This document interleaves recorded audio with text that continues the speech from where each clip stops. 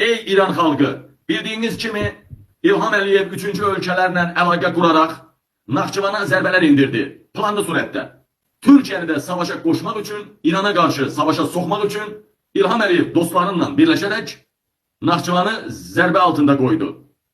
Və 5 Mart tarixində Naxçıvan dron hücumuna məruz qaldı. Və İlham Əliyev dərhal İran xalqını təhqir elədi. Namussuzlar, şərəfsizlər, mən sizə bellədim, siz bellədiniz. Söyləyərək təhqir etdi İran xalqını, İran rəhbərliyini. 7 Mart tarixində isə İranın Təhlükəsizlik Şurası rəhbəri Əli Laricani İlham Əliyevi cəzalandıracağım dedi. Azərbaycan xalqı, işimiz yoxdur Azərbaycan xalqının. İlham Əliyevi cəzalandıracaq dedi.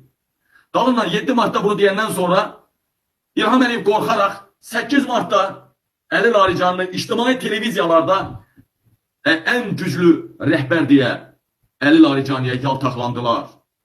Yaltaqlanmağa başladılar. 9 Martda İranla sərhədləri açdı İlham Əliyev. 9 Martda İranla sərhədləri açaraq açmaq üçün Nazirlər Kabinetində göstəriş verdi. Qadağalar ləğv edildi. Deməli 9 Mart xəmir yumruq eyni gündə 9 Martda bu xəmir yumruq İlham Əliyev Əli Xameneyi təbrik elədi. Dini lider seçildiyinə görə. Yaltaqlandı.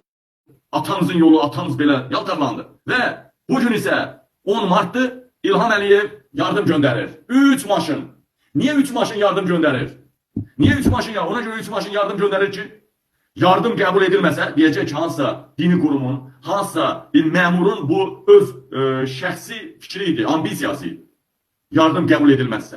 Yardım qəbul edilərsə, daha böyük həcmdə yardım göndərəcək İran xalqının və İranın rejiminin necə deyərlər qəzəbini örtbasır eləyib bunu bağışlasınlar deyə. İlham Əliyevin bağışlanılması üçün.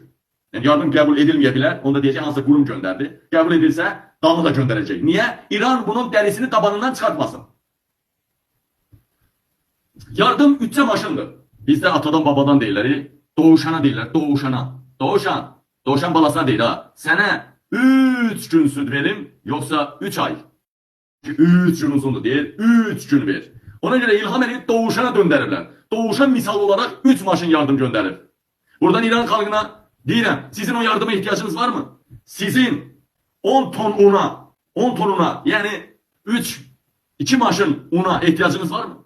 Sizin dərmana ihtiyacınız var mı? Size şərəfsiz deyənin, namussuz deyənin, vicdansız deyənin, əxlaqsız deyənin çörəyinə ihtiyacınız var mı?